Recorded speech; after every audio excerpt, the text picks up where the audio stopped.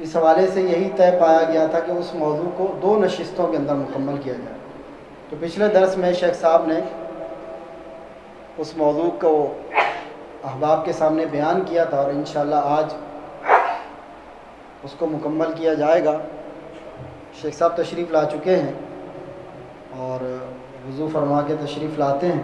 تمام احباب سے میں درخواست کروں گا کہ بہت ہی توجہ کے ساتھ ہمت انگوش ہو کے شیخ صاحب کی گفتگو کو سماعت فرمائیں۔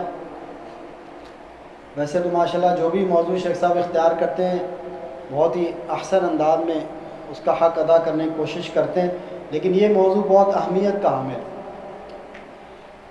واللہ پچھلے درس میں جب میں سن رہا تھا بہت ساری باتیں ایسی جس کی ہم لوگ نہیں جن چیزوں کا خیال کر پاتے، اور وہ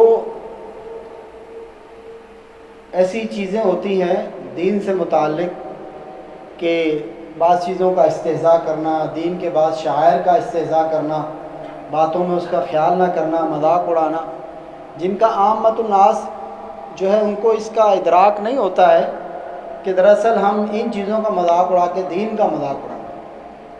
یعنی بہت ساری ایسی باتیں جن کے اچھے بھلے پڑھے لکھے جانتے بوجھتے سمجھدار لوگ بھی جن کا خیال نہیں رکھ پاتے ہیں یا جن کو وہ قابل مذمت نہیں سمجھتے، تو ایسی بہت ساری باتیں الحمدللہ ہمیں پتہ چلیں۔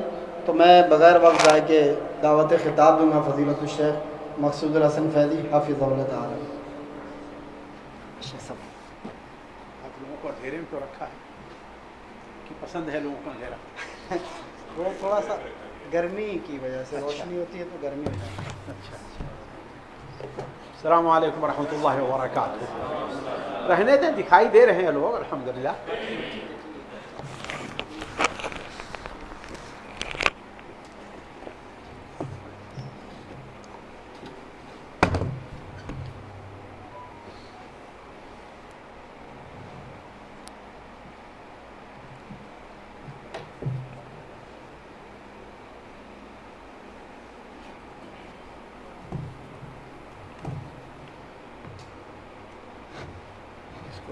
کافی ہو سکے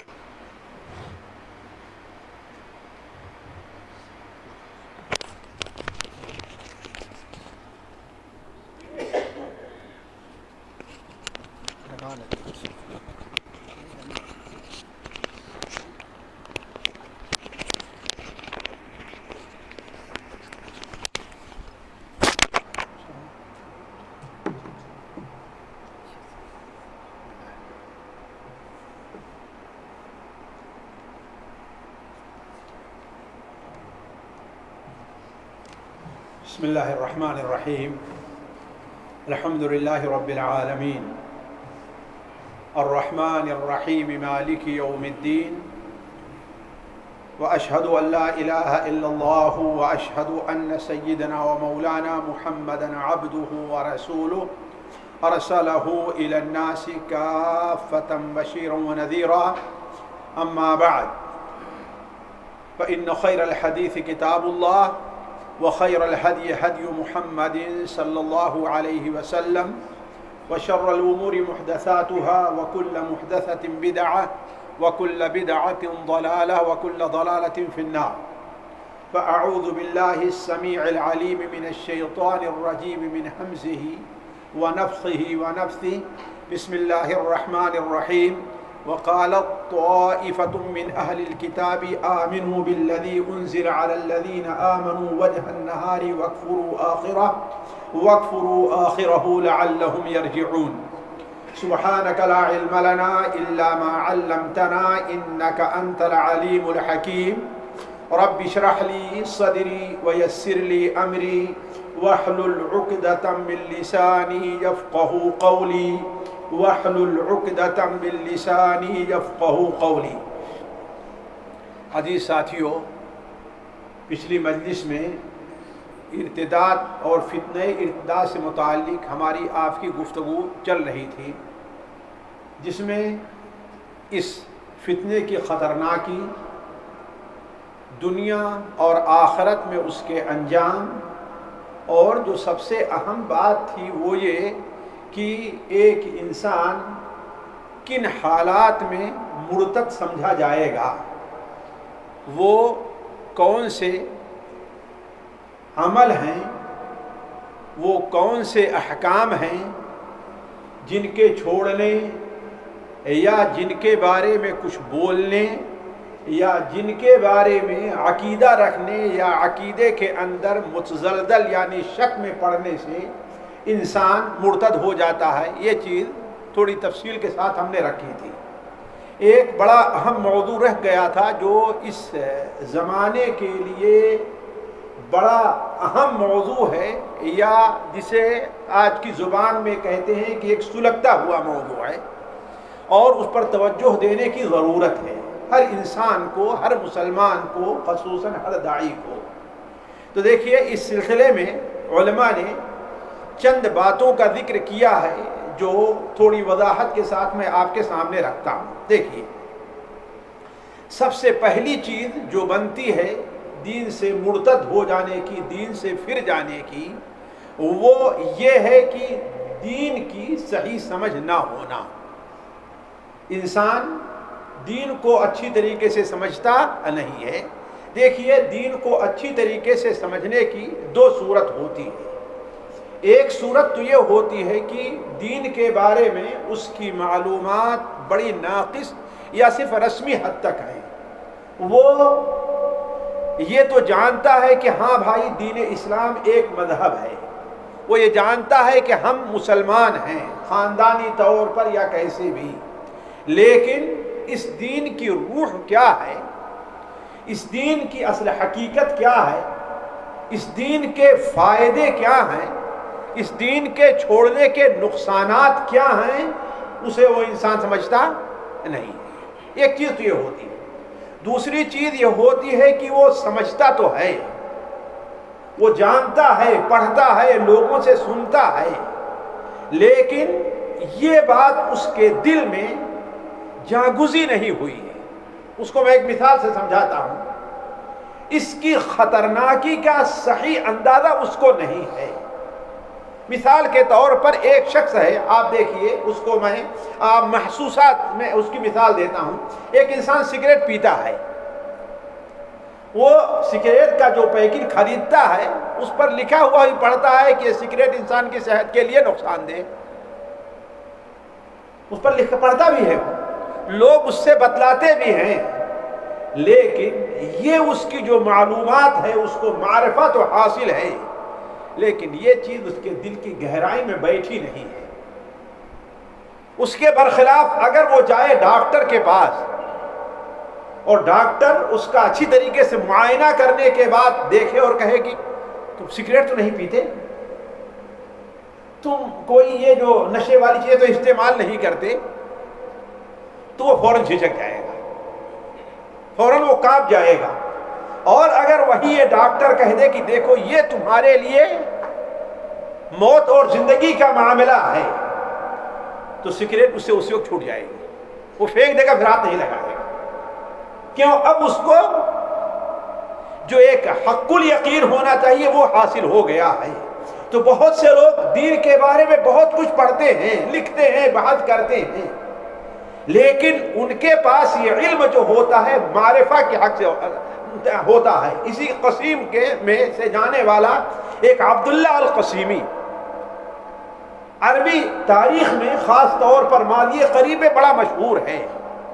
یہ دین کا ایک داعی رہا ہے، الحاد کے بارے میں، نصرانیوں کے بارے میں، اسلام پر جو اعتراضات ہوتے ہیں اس کے بارے میں، الصراع بین الاسلام والوطنیہ، یعنی اس کے بارے میں بہت کچھ اس نے لکھا ہے۔ بلکہ اس نے شاید یہی کتاب الصراع بین الاسلام والوطنیہ جب لکھی تو قسیم کے ایک عالم نے کہا کہ عبداللہ نے جنت کی قیمت ادا کر دی۔ کیا کہا؟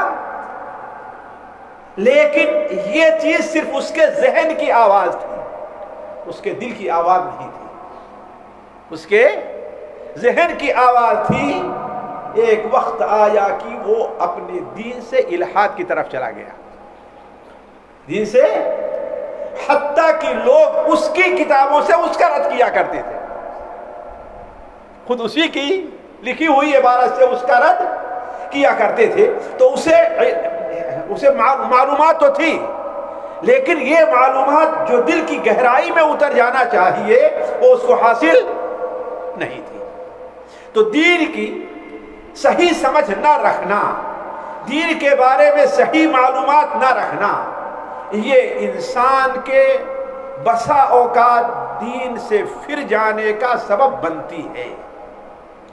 اس لیے کہ دین کی ایک خوبی یہ ہے کہ اگر دل کی گہرائیوں میں جا بستا ہے، دل میں اگر اپنا مقام بنا لیتا ہے، تو پھر اس کا نکلنا، جسے کہتے ہیں کہ جوئے شیر لانا، یا یہ کہیے کہ مشرق کے بجائے مغرب سے سورج کا طلوع ہوتا نہیں۔ اور یہ حقیقت ہے۔ آپ دیکھیے مثال کے طور پر صحیح بخاری میں اس واقعے کو پڑھیے کہ جب نبی کریم صلی اللہ علیہ وسلم نے قیصر روم کو خط لکھا، آپ صلی اللہ علیہ وسلم نے قیصر روم کے پاس جب خط پہنچا، یہ اس وقت کا معاملہ ہے جب کہ مسلمانوں اور مکہ کے جو مشرکین تھے ان کے درمیان صلح ہو چکی تھی۔ صلح حدیبیہ کے بعد جنگ بندی کا معاملہ ہو گیا 7 ہجری میں۔ تو آپ صلی اللہ علیہ وسلم نے اس وقت دنیا کے جو پاس پڑوس میں جزیرے عرب کے قریب جو حکام تھے ان کو آپ نے خط لکھا، نجاشی کو آپ نے خط لکھا، قیصر روم کو خط لکھا، آپ نے کسرا کو خط لکھا، مصر کے مقوقس کو آپ نے خط لکھا، حاکم بصرہ کو آپ نے خط لکھا۔ یعنی آپ صلی اللہ علیہ وسلم نے چاروں طرف اپنے خطوط بھیجے اور اپنا جو یعنی سمجھیے کہ خط لکھنے والا اپنا ایک جسے سفیر آج کی زبان میں کہتے ہیں، آپ نے اس کو ارسال فرمایا۔ تو جب قیصر کے پاس آپ صلی اللہ علیہ وسلم کا خط گیا ہے تو قیصر تھا تو سمجھدار، ظاہر بات، اس وقت کے ہزاروں کلومیٹر مربع پر اس کی حکومت کہاں، روما سے لے کر کے شام اور اس کے حدود، یمن کے حدود تک اس کی حکومت تھی۔ تو اس وقت وہ دمشق میں آیا ہوا تھا اس دنیا کو چھوڑ کر کے۔ وہاں پر آپ صلی اللہ علیہ وسلم کا خط پہنچا۔ خط پڑھنے کے بعد وہ غور کرنے لگا اور کہا کہ دیکھو، جو عرب کے لوگ تجارت کی غرض سے شام آیا کرتے ہیں، کیا اس علاقے کا کوئی آدمی تجارت کی آیا ہوا ہے بازار میں کہ نہیں ہے؟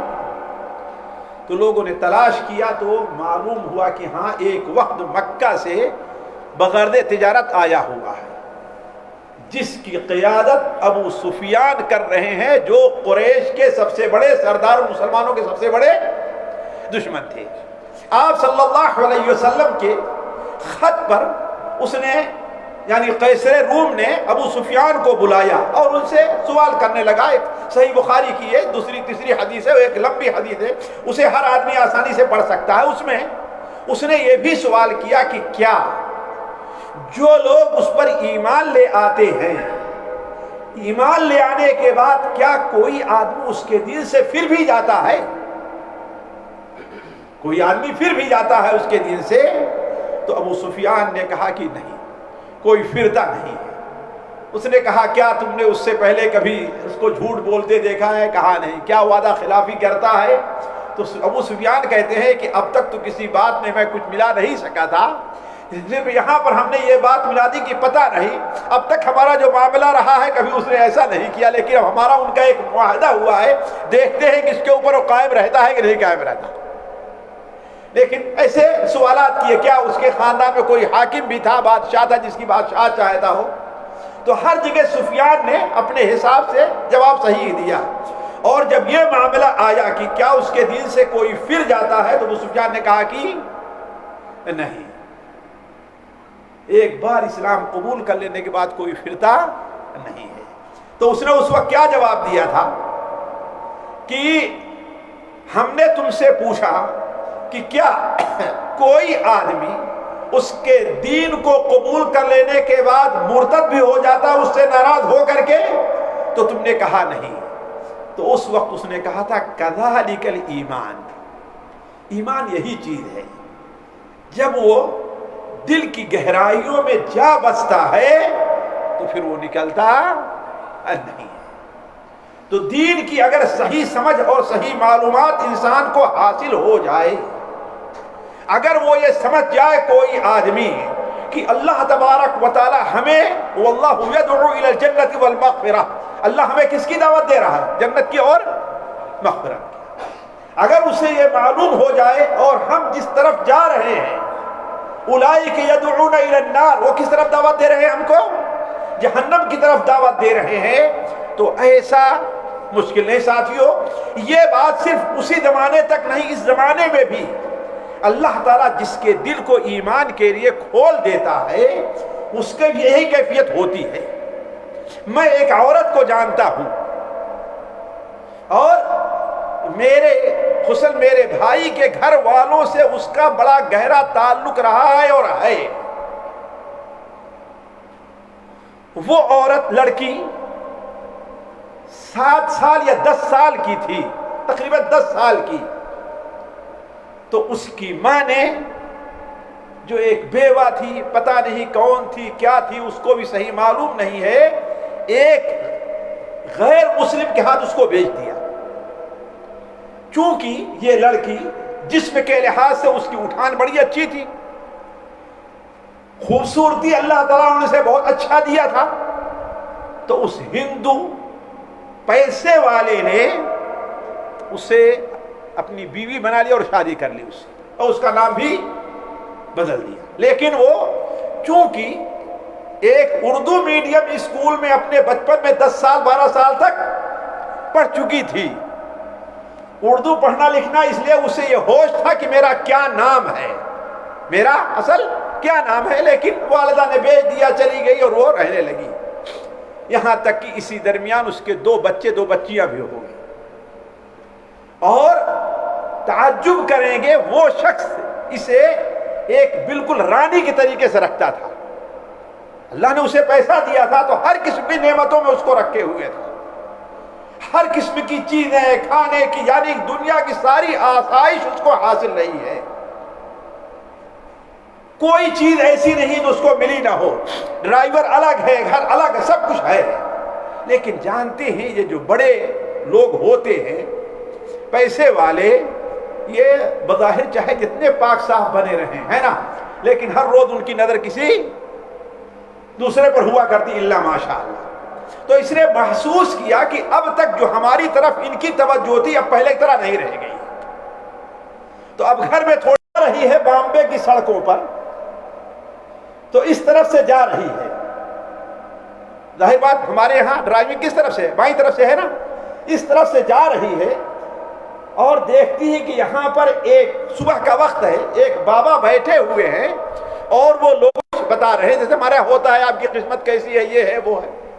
اللہ تعالیٰ جس کو ہدایت دینا چاہتا ہے کہاں سے کھینچ لاتا ہے اس کے لیے ہدایت۔ تو اس نے سوچا کہ کیا برا ہے میں بھی اپنا ہاتھ دکھا دوں، لیکن ابھی تو بچے کو چھوڑنے جا رہے ہیں، بچے کو چھوڑ کر کے جب واپس آئی تو گاڑی کو اس طرف کھڑی کر دیا، ظاہر بات اس طرف ہے نا، ادھر سے گئی تھی، اس طرف کھڑی کر دیا اور گاڑی کھڑی کر کے اس طرف آئی۔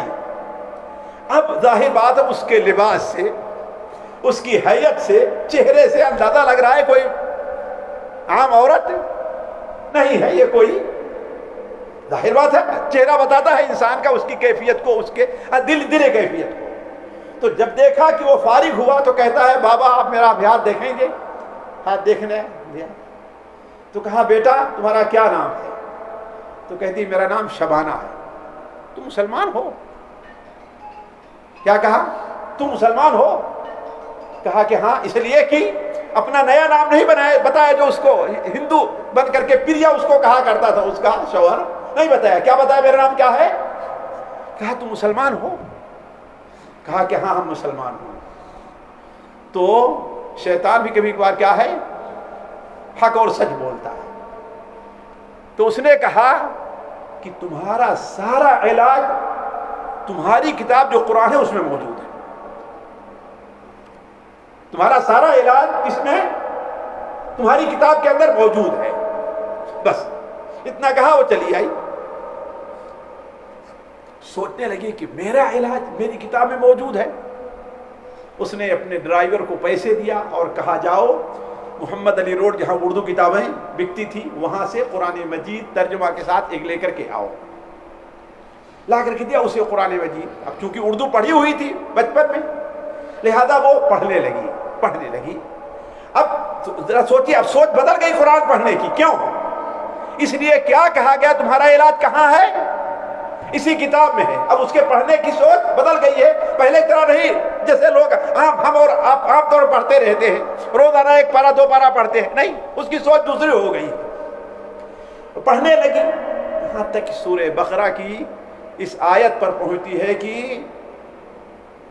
لا تنکحوا المشرکین حتی یؤمنوا ولا عبد مؤمن خیر ولو اعجبکم ولا تنکحوا المشرکات حتی یؤمنن ولا امۃ مؤمنۃ خیر من مشرک ولو اعجبتکم اولئک یدعون الی النار واللہ یدعو الی الجنۃ والمغفرۃ باذنہ.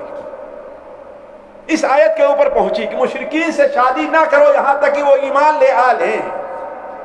اگرچہ تمہیں وہ خوبصورت لگ رہے, اچھے لگ رہے ہیں, ان کا مال, ان کی چال, ان کی کیفیت اچھی لگ رہی ہے, لیکن ان سے شادی, بلکہ ایک غلام زرخرید غلام بندہ جو ہوا کرتا ہے وہ مشرک مرد سے کیا ہے, بہتر ہے. اور مشرکہ عورتوں سے شادی نہ کرو یہاں تک کہ وہ مسلمان ہو جائیں, اس لیے کہ مسلمان لونڈی مشرکہ عورت سے بہتر ہے. اگرچہ مشرکہ عورت تمہیں بڑی خوبصورت لگتی ہے, بڑی اچھی لگ رہی ہے, کاش کہ آج کے نوجوان مسلمان مرد عورت اس کے اوپر توجہ دے, اس بات کے اوپر نظر کریں. اور ساتھیوں, آپ لوگ چاہے خوش ہوتے ہوں کہ ہاں فلاں نے ایک کافر عورت سے محبت کی, اسے مسلمان کر کے اسے شادی کی, مسلمان بنا کر شادی کر لیا, یہ اسلام اللہ کے نزدیک کوئی اہمیت نہیں رکھتا ہے. اس لیے کہ مسلمان کیوں ہو رہی ہے؟ اللہ کے لیے کہ تیری, اور اللہ کا حدیث ہے کہ جو ہجرت کرتی ہے اس لیے عورت کرتا ہے اس لیے کسی عورت سے شادی کرے تو اس کی ہجرت کو وہی ہے, اس کے بعد کوئی اجر نہیں ہے وہ. تو یہ کوئی خوش ہونے کی بات نہیں ہے. خواہ کوئی مسلمان لڑکی کافر لڑکے سے شادی کرے یا مسلمان لڑکا کافر لڑکی سے شادی کرے, دونوں حرام, ناجائز ہے, ناجائز ہے, ناجائز ہے, بلکہ جائز سمجھے تو کفر ہے یہ. اور یہ زبانی اور بناوٹی اسلام اللہ کے نزدیک مقبول نہیں. تو علی کل حال اللہ تعالیٰ فرماتا ہے کہ مشرکہ عورتوں سے شادی نہ کرو, خواہ وہ تمہیں بڑی اچھی ہی لگے. مسلمان لوڈی کافرہ عورت سے بہتر ہے. آخر میں اللہ نے کیا بیان فرمایا؟ یہ کافر مرد اور کافر عورتیں تمہیں جہنم کی طرف بلا رہے ہیں اور اللہ تعالیٰ تمہیں اپنی مغفرت اور جنت طرف تمہیں دعوت دے رہا ہے. یہ بات اس کے دل میں بیٹھ گئی اور اس نے ٹھان لیا کہ اب ہمیں اس سے دوری اختیار کرنا ہے, اپنے شوہر سے, اور دوری اختیار کرنا. اس کے ساتھ ایک گھر میں رہنے کے لیے بھی تیار نہیں. اس نے سمجھا ہوگا کہ ابھی ایک جذبات ہے, وقتی بات ہے, آج نہیں تو کل. اور فعلا دنیا کے لحاظ سے بڑا شریف آدمی ہوا, بڑا شریف آدمی. اس نے کیا کیا, وقتی طور پر اس کے لیے ایک فلیٹ خرید کر کے دے دیا کہ چلو رہو آہستہ آہستہ. ایک جبکہ اس کے دوست جو کہنے والے مسلمان تھے اسے ورگلات کا چھوڑو اس کو, نہیں کتنی اولاد رہے گی, لیکن وہ کہا کہ نہیں, اتنا میرے ساتھ وقت گزار چکی ہے, اس کے بچے ہیں, یہ ہے, آج نہیں تو کل سمجھ میں آئے گی. تو اس کو ٹیلی فون کرے, سمجھائے, محبت والی بات کرے, لیکن اب اس کے دل میں بیٹھ گیا ہے کہ ہمارے لیے جائز نہیں. اب آپ مانیں گے کئی مہینے ایسے ہر مہینے 10,000 روپے بھیجتا تھا اس کو, اس کے خرچے کے لیے. کتنا؟ 10,000 روپے. اور آج سے 20 سال 25 سال پہلے 10,000 اور صرف ایک اکیلی عورت کے لیے کوئی معمولی چیز نہیں تھی, لیکن وہ نہیں تو نہیں مانی. اور آج اللہ تبارک و تعالی نے اس کی شادی ایک مسلمان مفتی سے کر دے, اسے الحمدللہ 2-3 بچے بھی ہو گئے, اور آج بھی وہ عورت ہے. تو کہنے کا مطلب ہے, بات یہاں سے نکلی تھی کہ اگر اسلام اور دین جو ہے کسی کے دل میں گھر کر جاتا ہے تو پھر وہ نکلتا. تو سب سے پہلی وجہ جو دین سے پھرنے کی ہوتی ہے وہ یہ ہے کہ دین کی اصلی حقیقت انسان سے دور رہا کرتی. آج ہمارے نوجوان بچے اور بچیاں جو بھٹک رہے ہیں، جو دوسری طرف جا رہے ہیں، کوئی کسی وجہ سے، کوئی کسی، اس کی وجہ کیا ہے؟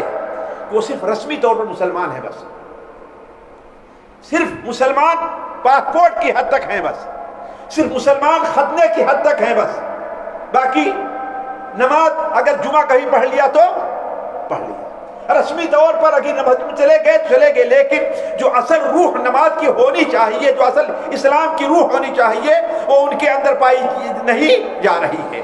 اسی سے ملتی جلتی ایک اور صورت ہے ساتھیوں، جو انسان کو ارتداد طرف لے جاتی ہے، وہ انسان کی بدعملی ہے، انسان کی بدعملی۔ اس لیے کہ علماء نے کہا ہے المعصیت برید الکفر، المعصیہ برید الکفر، گناہ جو ہوتا ہے وہ کفر کی ڈاک ہے، یعنی گناہ کرتے کرتے انسان کیا ہے، کہاں تک پہنچ جاتا ہے، کفر تک پہنچ جاتا ہے۔ اور یہ چیز دیکھیں گے آپ مشاہدے میں، ایک انسان ایک گناہ کرتا رہتا ہے، پہلی بار کرے گا اس کو محسوس ہوگا ہم نے کوئی غلط کیا ہے، دوسری بار محسوس کرے گا ہم نے غلط کیا ہے، لیکن آہستہ آہستہ کیا ہوتا ہے، وہ اس کا عادی ہو جاتا ہے، اور جو کام بھی چاہے وہ کر جاتا ہے، کسی سے رکتا نہیں ہوتا۔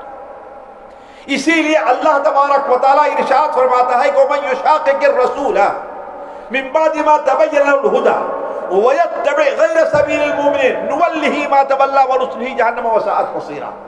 اللہ تعالیٰ فرماتا ہے جو رسول کی مخالفت کرتا ہے، بعد اس کے کہ ہدایت کا راستہ اس کے سامنے واضح ہو گیا ہے، ہدایت کا راستہ واضح ہو گیا ہے، اللہ تعالیٰ نُوَلِّهِ مَا تَوَلَّىٰ، جس طرف جا رہا ہم اس کے لیے وہ آسان کر دیں گے، وَنُصْلِهِ جَهَنَّمَ، اسے ہم کہاں ڈالیں گے، جہنم میں، اس کا ٹھکانہ کیا ہے، برا ٹھکانہ ہے۔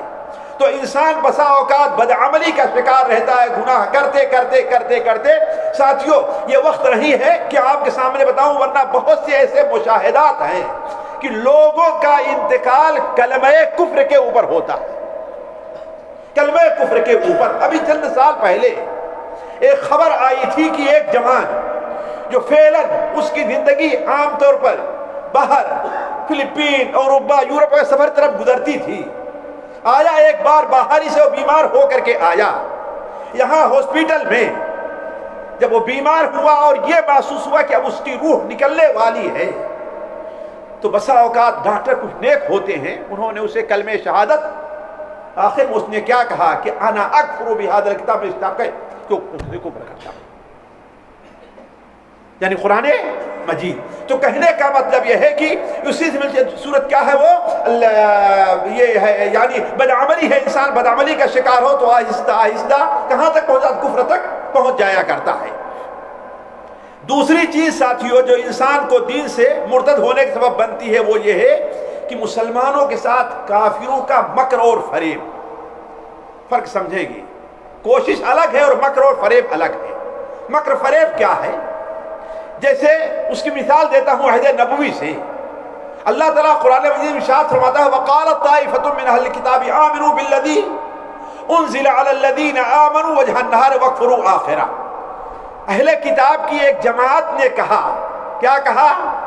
کہ وہ چیز جو مسلمانوں پر نازل ہوئی، یعنی قرآن مجید، اس کے اوپر صبح کو تم ایمان لے آؤ، وَاكْفُرُوا آخِرَهُ، اور دن کے آخر میں یعنی شام کو اس کا انکار کر دو۔ کیوں؟ لعلہم یرجعون، تاکہ ان میں سے اور لوگ بھی اپنے دین سے پھر جائیں۔ اللہ تعالیٰ کیا فرما رہا ہے کہ اہل کتاب کی ایک جماعت نے کہا، کیا کہا؟ آمنوا بالذی انزل علی الذین آمنوا وجہ النہار، ان مومنوں کے اوپر جو کتاب نازل ہوئی ہے اس کے اوپر تم ایمان صبح کو لے آؤ، لیکن شام کو اس کا کفر کر دو، انکار کر دو، تاکہ وہ لوگ پھر جائیں۔ مجھے اس آیت کے اندر آپ لوگ اندازہ لگا رہے ہو کسی واقعے کی طرف اشارہ ہے، وہ کیا چیز ہے؟ مفسرین نے لکھا ہے، امام نے کثیر اور دوسری لوگوں نے لکھا ہے کہ مدینہ منورہ میں 12 یہودیوں کے بڑے عالم تھے، یہودیوں کے بڑے عالم تھے 12، اور میں سمجھتا ہوں کہ انہی سے متعلق نبی کریم صلی اللہ علیہ وسلم کی وہ حدیث ہے جو صحیح بخاری میں موجود ہے، آپ نے بیان فرمایا اگر میرے اوپر 10 یہودی ایمان لے آلیں، اس لیے کہ ان 12 عالموں میں سے شاید 2 ہی ایک عبداللہ ابن سلام اور 2 ہی لوگ مسلمان، باقی وہ لوگ مسلمان نہیں ہوئے. تو آپ نے بیان فرمایا اگر ہمارے اوپر ایمان لے آلیں یہودیوں کے 10 عالم، تو روئے ضمیر پر کوئی یہودی نہیں بچے گا الا کہ میرے اوپر اسلام لے آلے، میرے ایمان لے آئے. شاید یہی 10-12 کی طرف اشارہ ہے. تو امام سدی وغیرہ لکھا ہے کہ یہ 12 یہودی تھے، وہ اپنے ساتھیوں کو تیار کرتے، اپنے میں سے کسی کو تیار کرتے اور کہتے کہ تم جاؤ اور انصار کے درمیان یہ اعلان کر دو کہ ہاں ہم مسلمان ہو گئے، اور ان کے پاس رہو 1 دن 2 دن 3 دن ان کے ساتھ رہو، اور پھر تم سے پھر جاؤ. جب تم سے کچھ لوگ پوچھیں تو کہہ دینا کہ ہم نے اپنے علماء سے اس کی تحقیق کی ہے، ہم نے اپنے علماء سے اس کی تحقیق کی ہے، ہمیں تحقیق سے معلوم ہوا ہے کہ یہ دین صحیح نہیں ہے، یہ دین صحیح نہیں ہے، اس لیے ہم پھر گئے. اس کا مطلب کیا ہے کہ مسلمانوں میں جن لوگوں کا ایمان پختہ نہیں ہوگا وہ بھی لعلہم یرجعون، وہ بھی اپنے دین سے پھرنے کے بارے میں سوچیں گے. تو اسی زمانے سے یہود اور نصارہ کی یہ کیا ہے کوشش رہی ہے، یعنی ایسا مکر. اور آج بھی آپ دیکھیں گے سوشل میڈیا کے اوپر کسی کو تیار کرتے ہیں اجنبی کو، اور اسے مہینہ 2 مہینہ مسلمانوں کے درمیان بھیجیں گے بھی بطور جاسوسی کے بھی بطور اس کے بھی. یہاں بھی اور یورپ میں بھی یہ چیز چل رہی ہے. بلکہ اب تو جب نصارہ نے خصوصاً دیکھا کہ ان ملکوں کے بہت زیادہ لوگ خلیج میں آ کے مسلمان ہو جاتے ہیں، تو اب تو بطور انجینئر کے حتیٰ کی بات کو صفائی کرنے والا بڑا سا عالم ہے، لیکن صفائی کرنے والا بنا کر بھیجتے ہیں تاکہ وہ درمیان میں رہ کر کے ان کے بارے میں اللہ ان کو کوشش کرتا رہے کہ دین سے پھرنے نہ پائیں. تو آپ دیکھیں گے کہ بہت سے لوگ اس طرح تیار کریں گے، پھر اس کے بعد ہاں بھائی یہ سعودیہ گیا تھا، فلاں جگہ گیا تھا، یہ تبلیغ میں 4 چلہ لگا چکا ہے، 10 چلہ لگا چکا ہے، یہ مسلمان اتنا دن رہا ہے. اب کیا ہے وہ اندر جا کر کے دیکھا تو جو کچھ کہا جاتا ہے یہ صحیح نہیں، اللہ دین سے پھر گئے. تو یہ اہل کتاب کی بھی اور غیر مسلموں کی بھی ایک چال چل رہی ہے کہ وہ مسلمانوں کے بارے میں یہ چال چلتے ہیں. تیسری جو وجہ ہوتی ہے دین سے پھرنے کے لیے وہ لالچ ہے، اور یہ بڑی خطرناک چیز ہے. یہ لالچ چاہے مال کی لالچ ہے، یہ لالچ چاہے بیوی یا شوہر کی لالچ ہے، یہ لالچ منصب کی اور یعنی جاہ کی لالچ ہے، کوئی بھی لالچ ہے، جتنی بھی لالچ ہے، ان لالچ میں ڈال کر کے لوگوں کو دین سے پھیرا جاتا ہے. تم ہمارے دھرم کے اندر آ جاؤ، تم سے ہم شادی کر لیں گے. تم آج 35-25 سال کی ہو گئی، 30 سال کی ہو گئی، تمہاری شادی نہیں ہے. تمہارے دھرم کے اندر تو اتنا جہیز دینا پڑ رہا، تمہارے ماں باپ اتنا جہیز کہاں سے لائیں گے؟ آؤ ہم تمہیں جو ہے گھر بھی دیتے ہیں، سب کچھ دیتے ہیں، ہمیں کچھ نہیں چاہیے اور تم سے شادی کر لیں.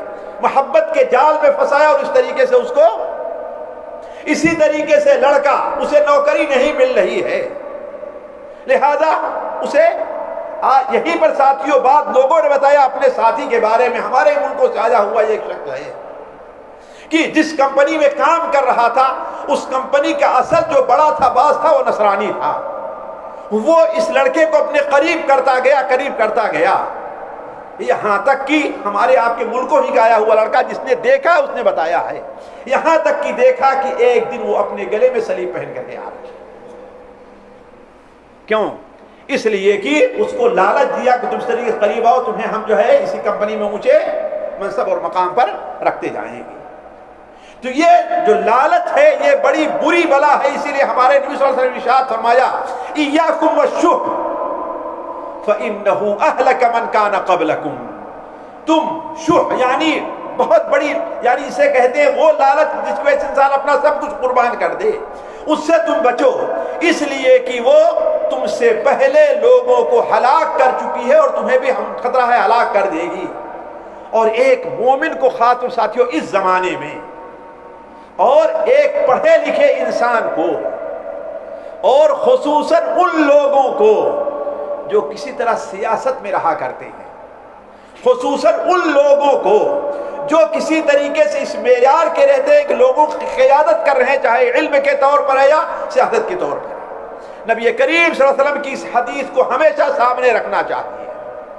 حضرت کعب بن مالک وغیرہ سے سنن ترمذی وغیرہ میں موجود ہے کہ آپ صلی اللہ علیہ وسلم نے ارشاد فرمایا، ما ذئبان جائعان، دو ایسے بھیڑیے جو بھوکے ہوں، دو ایسے بھیڑیے جو بھوکے ہوں اور ایسے ریوڑ میں، بکریوں کے ریوڑ میں چھوڑ دیا جائے جس ریوڑ میں ان کا چرواہا وہاں پر موجود نہیں ہے، تو آپ صلی اللہ علیہ وسلم نے فرمایا کہ وہ دونوں بکریوں کو جتنا نقصان پہنچائیں گے، اولا تو وہ بھیڑیے ہیں، دوسرے خونخوار بھیڑیے ہیں، تیسرے بھوکے ہیں، چوتھے بکریوں کے ان ریوڑ میں ہے کہ وہاں پر کوئی ان کو بچانے والا نہیں ہے۔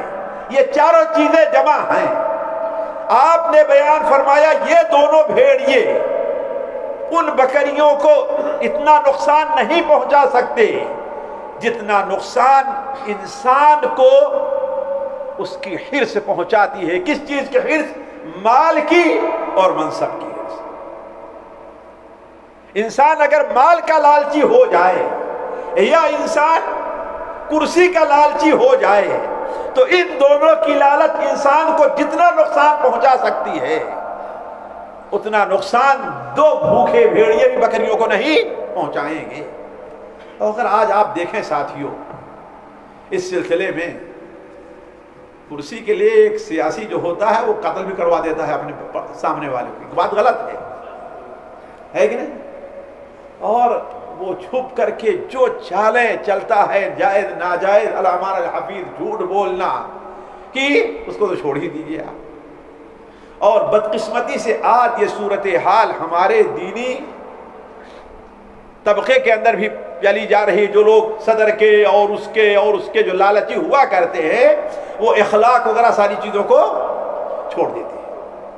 تو کہنے کا مطلب ہے کہ لالچ جو ہوتی ہے انسان کو کیا کرتی ہے؟ دین سے مرتد ہونے۔ امام ابن کثیر رحمہ اللہ نے 278 ہجری کے واقعات میں لکھا ہے کہ عبیدہ یا عبدہ بن عبد الرحیم نام کا ایک شخص تھا جو مجاہدین کے ساتھ روم کے علاقے میں وہ کیا کرتا تھا؟ وہ جہاد پر گیا ہوا تھا، جہاد پر گیا ہوا تھا۔ اور رومیوں کے ہمیشہ یہ چال رہی ہے کہ نوجوان خوبصورت لوڈیوں کو کسی کو سامان کے ذریعے سے، کسی کو اور ذریعے سے مسلمانوں کے علاقے میں، فوجیوں کے علاقے میں بھیجتے رہے ہیں۔ تو کہا مسلمانوں نے ایک قلعے کا محاصرہ کیا ہوا تھا۔ امام نے کہا تفسیر البدایہ والنہایہ میں لکھا ہے امام ابن جوزی کے حوالے سے کہ عبدہ بن عبد الرحیم جو تھا اسے ایک لڑکی دکھائی دی جو ان کی بڑی خوبصورت تھی۔ ایک دن، 2 دن، 3 دن دیکھتا رہا اور لالچ میں پڑ گیا اس نے کہا تم تک پہنچنے کا کیا طریقہ ہو سکتا ہے؟ تو اس نے کہا صرف ایک طریقہ ہے بس، اور کوئی نہیں۔ کہا وہ کیا؟ کہا کہ تم ہمارے دین میں آ جاؤ۔ کہا کہ دین میں نہیں ویسے، کہا کہ نہیں ہمارے ابو، ہمارے گھر والے راضی نہیں ہوں گے، اگر آپ دین میں آتے ہیں تو ہمارے ابو جو ہے آپ کو شادی کر دیں۔ چنانچہ امام ابن کثیر نے امام ابن جوزی کے حوالے سے لکھا ہے کہ وہ شخص جو قرآن کا حافظ تھا، ایسا ہوتا ہے تاریخ میں لیکن کم ہوتا ہے، اسی لیے دیکھیں کہ خودکشی کرنے والے، مرتد ہونے والے زیادہ تر جو ہوتے ہیں وہ غیر دینی طبقے سے رہا کرتے ہیں۔ علماء حفاظ وغیرہ کے طبقے میں یہ چیزیں آج بھی دیکھیں، جو لڑکیاں ہیں، جو لڑکے ہیں، یہ سب کام کر رہے ہیں، وہ غیر دینی طبقے میں ہے۔ دینی طبقے میں نادر کوئی مثال پائی جاتی ہے۔ تو کہا یہ قرآن مجید کا حافظ تھا، اور اس نے کیا کام کیا؟ بدقسمتی سے کہ وہ راضی ہو گیا مرتد ہونے پر اور مسلمانوں کو چھوڑ کر کے چلا گیا اور اس سے شادی کر لی۔ کچھ دنوں کے بعد مسلمانوں نے جب اس قلعہ کو فتح کیا تو اس تک بھی پہنچے ہیں اور کہا کہ عبدہ یہ تم نے کیا کام کیا؟ کہا کہ اب ہو گیا جو کچھ ہونا تھا۔ کہا کہاں گیا تمہارا قرآن، تمہاری جہاد، تمہارا روزہ کہاں گیا؟ کہا کہ سن لو، پورا قرآن مجھے بھول گیا، صرف ایک آیت باقی یاد ہے مجھ کو، بس پورا قرآن بھول گیا، صرف ایک آیت یاد ہے۔ وہ کون ہے؟ ربما یود الذین کفروا لو کانوا مسلمین، چوتھا پارہ ہمارے ہاں جہاں سے ربما یود الذین کفروا، یعنی کافر لوگ یہ تمنا کریں گے کاش کہ ہم مسلمان ہوتے۔ کہا اس کے علاوہ مجھے کوئی آیت یاد نہیں ہے۔ لوگوں نے کہا اب تو مان لو۔ کہا کہ اب کیا فائدہ ہے، ہمارے اولاد ہو گئی ہے، بچے ہو گئے ہیں، یہ ہے وہ ہے، یعنی اس طریقے سے امام ابن کثیر رحمہ اللہ کہتے ہیں اس سال اس نالائق کا انتقال ہو گیا ہے۔ تو کہنے کا مطلب یہ ہے کہ جو انسان کو دین سے پھرنے کا سبب بنتی ہے ایک چیز کیا ہے، وہ لالچ ہے۔ اسی لیے نبی کریم صلی اللہ علیہ وسلم کی دعا کے اندر بڑا اہم رول رہا ہے کہ آپ صلی اللہ علیہ وسلم مال کے فتنے سے پناہ مانگتے تھے۔ مال کے فتنے سے آپ صلی اللہ علیہ وسلم پناہ مانگا کرتے تھے، اور آپ بتائیں مجھے جتنا امت پر ڈر مال کے فتنے سے ہے کسی اور فتنے سے اتنا ڈر نہیں ہے۔ علی کل حال اسی طریقے سے ایک اور چیز ہوتی ہے جو انسان کو خوف کے اندر مبتلا کرتی ہے، وہ چیز کیا ہے؟ ڈر ہے۔ وہ لالچ ہی نا، اور یہ ڈر ہے۔ بہت سے لوگ ڈر کر کے اپنے دین سے پھر جاتے ہیں، اور وہ دو جو مکھی والوں کو واقعہ آپ لوگ سنتے آئے ہیں نا، امام احمد حنبل رحمہ اللہ کی کتاب الزہد کے اندر جو حضرت طارق ابن شہاب سے مروی ہے کہ ایک شخص مکھی کی وجہ سے جہنم میں گیا اور ایک مکھی کی وجہ سے جنت میں گیا ہے۔ جہنم میں جانے والا کیوں تھا؟ ڈر گیا نا۔ تو بسا اوقات انسان کیا ہے؟ ڈر کر کے، اس لیے کہ ہر آدمی اللہ تبارک و تعالیٰ کے راستے میں جو مشکلات آتی ہیں اس کو برداشت نہیں کرتا، اور یہ برداشت کر لینا انسان کا بہت بڑا کمال ہوا کرتا ہے ساتھ، جس کے ساتھ اللہ تعالیٰ کی مہربانی ہوتی ہے، اللہ تعالیٰ اسے بچاتا ہے نیت کو جان کر کے، ورنہ یہ بڑا مشکل مرحلہ ہوا کرتا ہے، چونکہ ہم میں سے اور آپ سے کسی کے اوپر پڑی نہیں ہے، ورنہ یہ بہت خطرناک مرحلہ ہوتا ہے ساتھیوں۔ ابھی چند صرف مہینے نہیں بلکہ ہفتوں کی بات ہوگی، ہفتوں کی بات ہوگی، اپنے ہی ملکوں کی ایک لڑکی مسلمان ہوتی ہے، ایسے کئی سال پہلے، الحمدللہ اب تو اس کے 2 بچے ہیں، اور آج بھی ہمارے یہاں اس کا آنا جانا ہے۔ مسلمان ہوتی ہے، اس کے مسلمان ہونے کا واقعہ ہے بڑا دلچسپ ہے، اللہ تعالیٰ جس کو ہدایت دینا چاہے۔ وہ جب سے مسلمان ہوئی اس کا باپ اسے دیکھتا نہیں تھا، اس کے پاس آتا نہ اپنے گھر آنے کی اجازت دیتا تھا، تمہیں آنا نہیں، اگر آنا ہے تو یہ مسلمانوں کا لباس پہن کر کے نہیں آؤ۔ کس لباس میں؟ وہی لباس جو، اس لیے کہ تو برہمن خاندان کو اس کی بے عزتی تھی، ہے نا، اور اس نے شادی بھی کی تھی ایک نیچے والے، وہ بھی نو مسلم تھا، اس سے یہ دوسری اس کی جو ہے بے عزت، برہمن جو ہے اور کسی غیر، جیسے آپ یہاں سیدوں کو ہے کہ نہیں ہے، نعوذ باللہ من ذالک۔ تو علی کل حال آخری جو اس کے اوپر آزمائش آئی ساتھیوں کیا ہے؟ باپ اس کا بیمار ہو گیا، اسے جیسے ہمارا لقوا کی بیماری نہیں کہتے مٹیڑا ہو جائے، وہ ہو گیا۔ تو اس بار چھٹی گئی اور کسی اپنے سہیلی کے یہاں ٹھہری، تو اس کا باپ ملاقات کرنے پہلی بار آیا ہے 15-20 سالوں کے بعد۔ اس کی ماں آتی تھی لیکن وہ نہیں، پہلی بار آیا، مٹیڑا ہوا ہے۔ اللہ کے سوچے ہم اور آپ نسبت کسی عورت ہی سے پوچھئے کہ اگر اس کا باپ اس سے جدا ہو رہا ہو اس حالت میں تو اس کے اوپر کیا گزرے گی۔ آیا ملاقات کرنے کے لیے اور کہا کہ بیٹی مجھے ڈر ہے کہ اب دیکھ لو میری کیا حالت ہے، میرا اگر اسی حالت میں انتقال ہو گیا تو میرے گھر کا دروازہ تمہارے اوپر ہمیشہ کے لیے بند رہے گا، اس لیے لوگ کیا کہیں گے، چچا کیا کہیں گے، جب وہ زندگی بھی نہیں ہے تو اس لیے ایسا کرو کہ ایک دن تم چلی آؤ ہمارے یہاں اور میں لوگوں کے سامنے کہہ دوں کہ ہم نے اس کو معاف کر دیا ہے۔ لیکن شرط کیا تھی؟ شرط کیا تھی کہ اس مسلمانوں کے لباس میں نہیں آنا ہے. کیا تھی؟ مسلمانوں کے لباس میں نہیں آنا ہے. اسی لباس میں آنا ہے جو ہندوؤں کا رہتا ہے، بال بھی دکھ رہے ہیں، یہ ہے وہ ہے. اور اس کی دوسری بہن بھی مسلمان تھی، اب اس کے اوپر دباؤ ڈالنے لگی کہ ہم لوگ مسلمان ہے ہی نا، لیکن دکھانے کے لیے اس طریقے سے ہم دعوت کا کام کریں گے. یہاں تک کہ اس نے کہا کہ اگر تم نہیں جاؤ گی پھر بھی میں جاؤں گی. دوسری بہن جانے کے لیے تیار ہو گئی.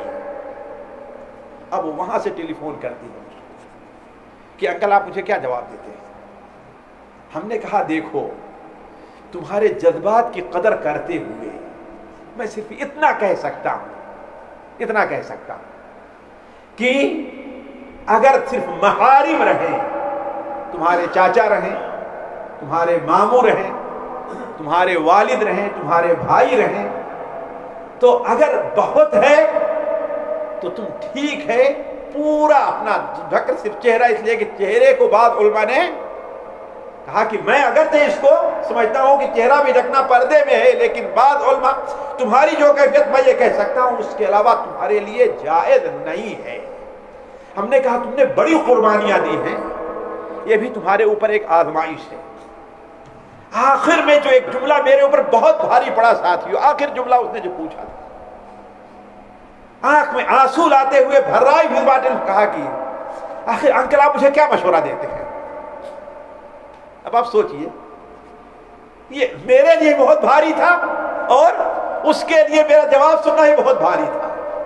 ہم نے کہا بیٹا میں تمہیں اس طرح، اس لیے کہ انہوں نے شرط لگائی تھی کہ تم یہ ظاہر کر کے آنا کہ تم نے محبت کی شادی کی ہے، تم نے اپنا دین نہیں بدلا ہے، اس طریقے سے ظاہر ہو تم نے محبت کی شادی کی ہے اور وہی جو ہندوؤں کا لباس ہوتا ہے وہی لباس پہن کر کے آؤ. ہم نے کہا کہ نہیں، یہ تمہارے لیے جائز نہیں ہے. ڈر ہے کہ اب پورا خاندان ہم سے کٹا ہے، لیکن وہ ثابت قدم رہی. تو کیا ہے ثابت قدم رہی؟ تو کہنے کا مطلب ڈر بھی جو ہے وہ انسان کو اس کے دین سے پھرنے کے کا سبب بنتا ہے. اور آپ سیرت میں پڑھیں گے کہ یہ رول سب سے پہلے اسلام کے اندر ابو جہل نے ادا کیا تھا. ابو جہل اپنی قوم کا بڑا تھا. امام ابن ہشام رحم اللہ سیرت ابن ہشام میں لکھتے ہیں کہ اگر کوئی انسان اچھے مقام اور مرتبے والا ہوتا، جس کی معاشرے میں ایک آواز ہوتی، ایک مقام ہوتا، تو اس سے جا کر کے کہتا، لوگوں سے کہوں گا کہ پاگل ہو گیا، پروپاگنڈا کروں گا، تجھے بیوقوف بنا کر کے رکھ دوں گا، تیرے مقام کو ہم نیچا کر کے رکھ دیں گے اگر تو اپنے دین سے نہیں پھرتا ہے. اور اگر کوئی مال والا ہوتا، تاجر ہوتا، تیری تجارت کو ہم مات کر دیں گے، تیرے پاس کوئی سامان خریدنے نہیں آئے گا اگر تو اپنے دین سے نہیں پھرا. اور اگر کوئی غریب ہوتا تو اس کو سزا دیتا اور غریبوں لوگوں کو اس کے خلاف بھڑکاتا رہتا. تو یہ کارنامہ سب سے پہلے کس نے کیا ہے؟ ابو جہل نے. اور آج بھی یہ چیز ہو رہی ہے. قیصر روم مسلمان کیا نہیں ہوا؟ قیصر جو ہے دل سے مسلمان ہو گیا تھا نا، وہ آپ لوگوں نے پڑھا ہوگا نا، لیکن اعلان کیوں نہیں کیا؟ جب اس نے جمع کیا اپنے تمام پادریوں کو اور دروازہ بند کر لیا ایسے کہ سارے کیا ہے، صرف پادری رہے، کوئی نکل نہ پائے اس میں سے، اور ان کے پاس شاہی تخت پر بیٹھ کر کے کہتا ہے کہ یہ میرے پاس خط آیا ہے اور آپ خط پڑھ کر کے سناتا ہے، تم لوگ کیا کہتے ہو؟ میں یہ بات تم سے کہہ رہا ہوں کہ دیکھو ایک وقت آئے گا کہ وہ یہاں کی زمین کا مالک بننے والا ہے وہ شخص، یعنی جہاں میں بیٹھا ہوں یہاں کا مالک کون بننے والا ہے؟ وہ ہے. لہذا خیر اسی میں ہے کہ تم لوگ مسلمان ہو جاؤ. یہ اس کا کہنا تھا. تو کیا ہوا؟ پورا مجمع اٹھ کھڑا ہوا اس کے خلاف. یہ کیسے ہو سکتا ہے؟ یہ کیا ہوگا؟ کیوں ایسا ہوگا؟ تو جب اس نے دیکھا کہ سارا مجمع ہمارے خلاف ہو گیا، اگر میں مسلمان ہوا تو میری حکومت جاتی رہے گی، تو اس نے کیا کہا؟ ہاں میں تو تم لوگوں کے دین کو آزما رہا تھا کتنا پختہ ہے، میں بھی تمہارے ہی دین کے اوپر ہوں. اسی طریقے سے مقوقس آپ صلی اللہ علیہ وسلم اس کے پاس اپنا خط بھیجا اور قاصد کو بھیجا آپ صلی اللہ علیہ وسلم نے، تو اس نے انکار تو نہیں کیا، لیکن بلکہ آپ کو ہدیہ اور تحفہ بھی بھیجا، لیکن مسلمان ہونے کے لیے تیار نہیں ہوا تو آپ نے کیا کہا تھا؟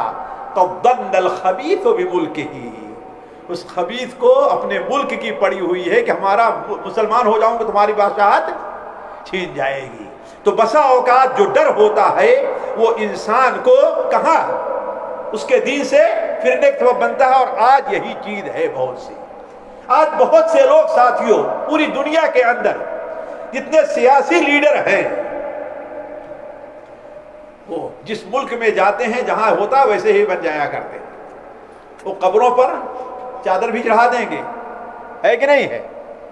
ہاتھ جوڑ کر کے کھڑے بھی ہو جائیں گے، ہے نا؟ وہ روس پہنچے تو اسٹیلین کو جی اس کی تعظیم کرنے کے لیے بھی چلے جائیں گے ہر جگہ، ہے کہ نہیں؟ کیوں؟ یہ کس لیے؟ ڈر ہی سے تو نا، کہ اگر ہم نے ایسا نہیں کیا تو ہمارے خلاف یہ لوگ چال چلنے لگیں گے۔ اسی طریقے سے ایک اور چیز ہے ساتھیوں، اس پر توجہ دینے کی ضرورت ہے۔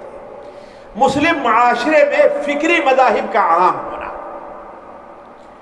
آج کچھ لوگ یہ سوچتے ہیں کہ دین کی جو بات ہماری سمجھ میں نہ آئے ہم اس کو قبول نہیں کریں گے، اور دین کی خدمت کے نام پر ہر چیز کی کوئی معقول وجہ، سجدہ ہے اس کا کیا فائدہ ہے؟ ہم مانتے ہمیں اللہ نے جو حکم ہی دیا اس کا کوئی نہ کوئی فائدہ ہے، لیکن کوئی ضروری کہ ہم ہر فائدے کو سمجھ جائیں۔ اگر ہم ہر فائدے کو سمجھ گئے تو ہمارے ایمان بالغیب کا امتحان کیا رہ جائے گا؟ ایمان بالغیب کا امتحان تو یہی ہے نا۔ حضرت ابوبکر صدیق رضی اللہ تعالی عنہ جب نبی کریم صلی اللہ علیہ وسلم کے بارے میں یہ ہوا کہ آپ کہاں گئے ہیں؟ معراج گئے، تو بہت سے لوگ جو مسلمان ہوئے تھے یا کچھ لوگ وہ مرتد ہو گئے نا، جیسا کہ عائشہ کی روایت مستدرک حاکم میں ہے۔ اس لیے کہ ان لوگوں نے کہا کہ یہ کیسے ہو سکتا ہے کہ شام کے رات کے ایک حصے میں بیت المقدس جائیں اور پھر وہاں سے ساتوں آسمان کی سیر کریں اور صبح ہوتے مکے میں آ جائیں؟ ہم لوگوں کے ایک مہینہ لگتا ہے، یا کس عقل میں آنے والی بات ہے؟ آج بہت سے لوگ سود کا انکار نہیں کرتے، کیوں؟ کہتے ہیں ہم دیکھتے ہیں کہ سود سے کتنا فائدہ ہو رہا ہے، آخر ہمارا نقصان کیا ہے؟ اور اس کی مختلف وجوہات۔ ارے بھائی وہ ہمارے پیسے سے کما رہا ہے نا، اگر خود کما رہا ہمیں 10% دے دیا تو کیا برا ہے اس میں؟ اور دیکھو آج یورپ امریکہ سودی کاروبار کر کے کتنی ترقی کر گئے ہیں آج، اور آپ لوگ کہتے ہیں سود حرام ہے۔ تو ہر چیز کو وہ عقل کی معیار پر پرکھتے ہیں، اور آپ دیکھیں کہ بہت سے لوگ مسلمانوں میں ہند و پاک کے اندر جو غلط راہ اختیار کیے ہیں اس کی وجہ یہی ہے۔ سر سید احمد سے لے کر کے اس کا سلسلہ جو چلا ہوا ہے، اور ہمارے مدرسوں کے اندر اسکولوں میں اور کالجوں میں جو غیر شرعی نظام تعلیم رکھا گیا ہے، اس کی وجہ سے حتیٰ کہ خود اقبال یہ کہنے پر مجبور ہو گئے ہیں، اقبال یہ کہنے پر مجبور ہو گئے ہیں کہ خوش تو ہیں ہم بھی جوانوں کی ترقی سے، مگر خوش تو ہیں ہم بھی جوانوں کی ترقی سے، مگر لبے خندہ سے نکل جاتی ہے فریاد بھی ساتھ۔ ہم تو سمجھے تھے کہ لائے گی فراغت تعلیم، کیا خبر تھی کہ چلا آئے گا الحاد بھی ساتھ۔ آج جو ہمارے کالجوں میں یونیورسٹیوں میں پڑھایا جاتا ہے اس سے ایک ملحد سائنسداں پیدا ہوتا لیکن ایک مسلمان اسلامی سائنسداں نہیں پیدا ہوتا۔ تو یہ فکری مذاہب جو ہمارے یہاں عام ہوتے جا رہے ہیں، جو مغرب سے دور رکھا دین سے ہم کو دین، وہ لوگ سمجھتے ہیں کہ دین مسجد تک ہے، ہم باہر بازار میں آ گئے، ہاں دین کا کوئی تعلق نہیں ہے۔ تو یہ چیز بھی کیا ہوتی ہے؟ اسی طریقے سے ایک اور چیز ہے جو وقت نکلتا جا رہا ہے، کافروں سے کی ترقی سے مرعوب ہونا، یہ بھی بہت سے لوگوں کے دین سے پھرنے کے سبب بنتی ہے۔ کافروں کی ترقی سے آج سمجھتے ہیں کہ یورپ ہے، امریکہ ہے، یہ ملکوں کے اندر جو اتنی ترقی ہو رہی ہے، اگر یہ لوگ حق پر نہ ہوتے تو آخر اللہ تعالیٰ ان کو ترقیوں سے کیوں نوازتا؟ اور مسلمان جو پیچھے جا رہے ہیں، اس کا مطلب اس کی وجہ کیا ہے؟ اسلام ہے، وہ اس کی وجہ اسلام ہے۔ اور بہت سے لوگوں نے اسی ناحیے پر قرآن کی تفسیر بھی لکھنا چاہیے۔ تو یہ چیز بھی جو ہوتی ہے انسان کو دین سے پھرنے پر مجبور کر دیتی ہے. اسی لیے اللہ تعالیٰ فرماتا ہے لا یغرنک تقلب الذین کفروا فی البلاد متاع قلیل ثم مأواہم جہنم وبئس المہاد. کافروں کا روئے زمین میں دندناتا پھرنا تمہیں دھوکے میں نہ ڈالے. متاع قلیل، یہ تھوڑی سی پونجی ہے، پھر اس کا بعد کہا ہے ٹھکانہ جہنم ہے. لیکن الذین اتقوا ربہم، اللہ تعالیٰ اس کے بعد ان کی اسی طریقے سے غیر مسلموں کی جو کوشش ہوتی ہے، یہ آخری چیز کے بارے میں بات بند کرتا ہوں. دیکھیے غیر مسلموں کی کوشش ہے، یہ مکر اور چال سے زیادہ ہے. آج اگر آپ دیکھیں غیر مسلم جو تنظیمیں ہیں اپنے لوگوں کو اسلام قبول کرنے سے بچانے کے لیے اور مسلمانوں کو اپنے دین میں داخل کرنے کے لیے جس قدر کوششیں کر رہی ہیں، مسلمان دعوت میں اس کی 5% بھی کوشش نہیں کر رہے. اب میں 2 مثال دیتا ہوں، اسی پر اپنی بات ختم کروں گا. پہلی مثال آپ عیسائیوں کی لے لیجئے. عیسائیوں کے ہاں باقاعدہ ایک شعبہ اور لاکھہ اور کروڑہ خرچ ہوا کرتا ہے اس بات کے اوپر. انہوں نے مختلف شعبے قائم کی، جس میں ایک شعبہ تبشیر اور تنصیر کا ہے. تبشیر یعنی بشارت دو. کیا بشارت دو؟ کہ تم عیسائی بن جاؤ گے تو عیسیٰ تمہارے سارے گناہ کو معاف کریں گے. اور یہ چیز کس قدر کام کر رہی ہے آج سے. دوسرا انہوں نے شعبہ استشراق کا قائم کیا ہے، اور یہ اندلس کے زمانے سے جب اندلس میں مسلمان کامیاب ہوئے اور اندلس کے ذریعے سے اب ان کو خطرہ تھا کہ فرانس اور اس ذریعے سے پورے یورپ کے اوپر مسلمان چھا جائیں گے، تو ان لوگوں نے تبشیر اور استشراق یہ دونوں یعنی ایک ایسی جماعت تیار کی جو قرآن اور حدیث کو پڑھتی تھی اور اس کے ذریعے سے قرآن کے اندر اور حدیثوں میں کیا عیب ہے وہ عیب نکال کر کے بیان کیا کرتے تھے، وہ عیوب بیان کرتے تھے. اور ہم میں سے بہت سے لوگ ان سے متاثر ہو کر کے اسی طرف چلے گئے ہیں. اسی طریقے سے 1920 کے اندر ہندوستان کے اندر ہندوؤں نے شدھی تحریک آریہ سماج نے قائم کی ہے. شدھی تحریک، یہ شدھی تحریک کیا تھی؟ یعنی اصل جب دیکھا کہ لوگ مسلمان ہو رہے ہیں تو انہوں نے شدھی تحریک قائم کی، اور اس کا مقصد کیا تھا کہ جو لوگ مسلمان ہو گئے ہیں وہ اصل میں ان کے باپ دادا ہندو تھے، لہذا انہیں ہندو سے کیا کرنا؟ مسلمان بنانا ہے. مسلمان سے انہیں ہندو دوبارہ لے آنا ہے. شدھی کے بارے سے پاک کرنا ہوتا ہے، اسے پاک کرنا، یعنی ان کے اوپر ناپاک ہو گئے ہیں مسلمان ہو کر کے، لہذا انہیں کیا کرنا ہے؟ پاک کرنا ہے. اور یہ تحریک 1920 سے چلی ہے اور آج تک یہ اپنا کام کوشش کر رہی ہے، چلا رہی ہے. اسی کو ہم لوگوں نے جو گھر واپسی کا نام دیا ہے نا، یہ وہی چیز ہے. تو غیر جو مسلم تحریکیں ہیں اس سلسلے میں بڑی کوشش کر رہی ہیں، چاہے یہودیوں نصارہ کی ہو یا ہندوؤں کی ہو، اور مسلمان اسی وجہ سے دھوکے میں آ رہے ہیں. اور اس طرف توجہ دینے کی ضرورت ہے کہ وہ اس سلسلے میں کس قدر حریص رہا کرتے ہیں. میں ایک مثال دوں آپ کو، ایک مثال دوں.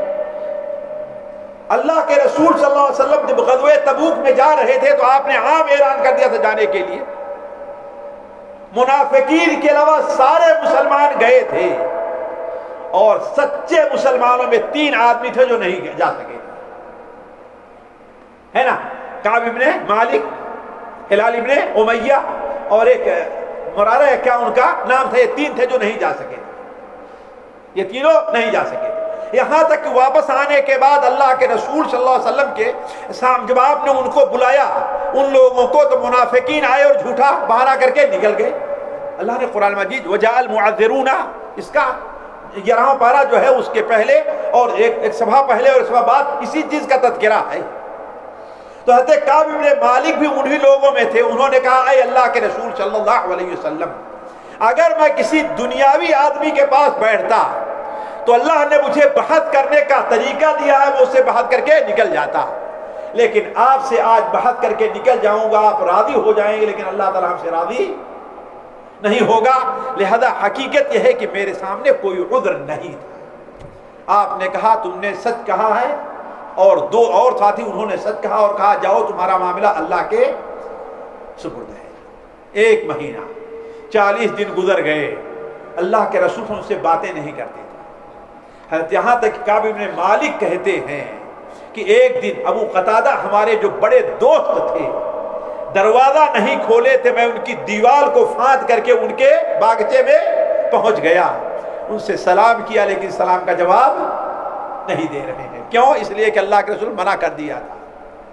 کہا ہمارے دونوں ساتھیوں یہ واقعہ بڑا طویل ہے، اس سے پڑھنے کا اور باعث عبرت ہے۔ وہ غزوہ تبوک کے اندر جو 3 آدمی رہ گئے تھے، آخر میں آپ صلی اللہ علیہ وسلم، کہا ہمارے دونوں ساتھی جو تھے وہ تو بڑے کمزور روتے ہوئے اپنے گھر کے اندر بیٹھ گئے، البتہ میں ہمت دکھاتا، بازار جاتا، مسجد میں جا کے آپ کے پیچھے نماز پڑھتا، آپ سے سلام کرتا، لیکن نیچی نظر سے دیکھتا کہیں آپ جو ہے سلام کا ہونٹ ہلا رہے ہیں جواب دینے کے لیے۔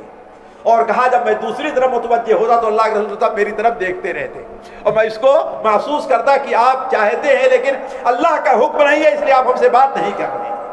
کہا اسی درمیان ایک دن بازار میں جا رہا تھا تو میں کیا دیکھتا ہوں کہ ایک نصرانی جو شام کے علاقے سے آیا کچھ سامان بیچنے کے لیے، اس کے بعد سامان بیچنے کے بعد کہتا ہے مجھے کعب بن مالک کی طرف رہنمائی کون کرے گا، وہ کہاں ہم سے ملیں گے؟ کہا ایک مسلمان نے اشارہ کیا کہ وہ کعب بن مالک ہے۔ کہا وہ میرے پاس آیا اور مجھے حاکم غسان جو نصرانی تھا، اصل مسلمان عرب تھے لیکن یہ لوگ نصرانی ہو گئے تھے، انہی میں سے جبلہ ابن احم تھا جس کا واقعہ بڑا مشہور ہے۔ جبلہ ابن احم وہ بھی مسلمان ہوا اور جا کر یہودی بن گیا، تو کیسے نصارہ بن گیا، تو کیسے اس کی اہو بھگت ہوئی ہے۔ تو کہا ان کا ہمیں لیٹر ملتا ہے کہ تم اتنے سمجھدار آدمی ہو، ہم نے سنا ہے کہ تمہارے ساتھی نے تمہارے اوپر بڑا ظلم کیا ہے اور تمہارے ساتھ بڑی تمہاری حق تلفی ہوئی ہے، تمہیں سارے لوگوں نے چھوڑ دیا، تم سے کوئی بات نہیں کرتا ہے، تو تمہارے لیے اللہ کی زمین تنگ نہیں، ہمارے پاس آ جاؤ، ہم تمہارے لیے سب کچھ کرنے کو تیار ہیں۔ حضرت کعب بن مالک، یہی دکھانا یہ تھا کہ یہ دیکھیے ان کی کوشش کہاں شام میں ہے اور مدینہ تک کے بارے میں وہ سوچ رہے، اس زمانے کی بات کر رہا ہوں۔ تو جیسے اس زمانے میں تھا آج بھی ویسی کوششیں ہو رہی ہیں۔ تو لیکن کعب بن مالک کا چونکہ ایمان پختہ تھا، انہوں نے کیا کام کیا، اس کو لیا اور لائے اور دیکھا کہ گھر والے چولہا جلا رہے ہیں، ہے نا، انہوں نے سمجھا ہوگا کہ اس خط کا چولہے سے بہتر اور کوئی دوسرا مقام نہیں ہو سکتا ہے، اٹھایا اور چولہے میں ڈال دیا۔ تو کہنے کا مطلب یہ ہے کہ کافروں کی جو کوشش ہوتی ہے وہ اس سلسلے میں ان میں سے ایک بہت بڑا رول ادا کرتی ہے کہ مسلمانوں کو ان کے دین سے پھیرنے اور ارتداد کی طرف لے جانے میں۔ اللہ تعالیٰ سے دعا ہے کہ اللہ تعالیٰ ہمیں اور آپ کو اور ہماری قوم، ہمارے نوجوانوں کو اللہ تعالیٰ ارتداد سے محفوظ رکھے، اللہ تعالیٰ ہمارے دین کو قوت عطا فرمائے، اللہ تعالیٰ ہماری غلطیوں کو معاف فرمائے، اللہ تعالیٰ ہمیں زندہ رکھے تو اسلام پر زندہ رکھے، ہماری آپ کی وفات ہو تو ایمان کے اوپر ہماری آپ کی وفات ہو۔ سبحانک اللہم و بحمدک، اشہد ان لا الہ الا انت، استغفرک و اتوب الیک۔ جزا اللہ خیر و احسن الجزا۔ یہ تھے ہمارے محترم فضیلت الشیخ محسوظ الحسن فیضی حفظہ اللہ تعالی، جو کہ فتنہ ارتداد اور دین سے بیزاری کے بہت ہی اہم موضوع پر گفتگو فرما رہے تھے، اور جیسا کہ بیان کیا گیا تھا کہ یہ موضوع طویل ہونے کی وجہ سے اس کو 2 حصوں میں اور 2 مجلسوں میں بیان کیا گیا، الحمدللہ آج اس کی تکمیل ہوئی ہے۔ بہت ہی اہم موضوع تھا، حاضرین نے ضرور اس سے استفادہ کیا ہوگا۔ اللہ تعالیٰ ہمیں تمام فتنوں سے محفوظ فرمائے، اور خاص طور پہ جو فتنہ ارتداد ہے، الحاد ہے، ہمیں، ہمارے بچوں کو، ہماری اولادوں کو اور تمام عالم اسلام کو، امت مسلمہ کو اور ہماری نسلوں کو اللہ تعالیٰ اس سے محفوظ فرمائے۔ جزاکم اللہ خیر، والسلام علیکم ورحمۃ اللہ وبرکاتہ۔ جزاک اللہ خیر شیخ، جزاک اللہ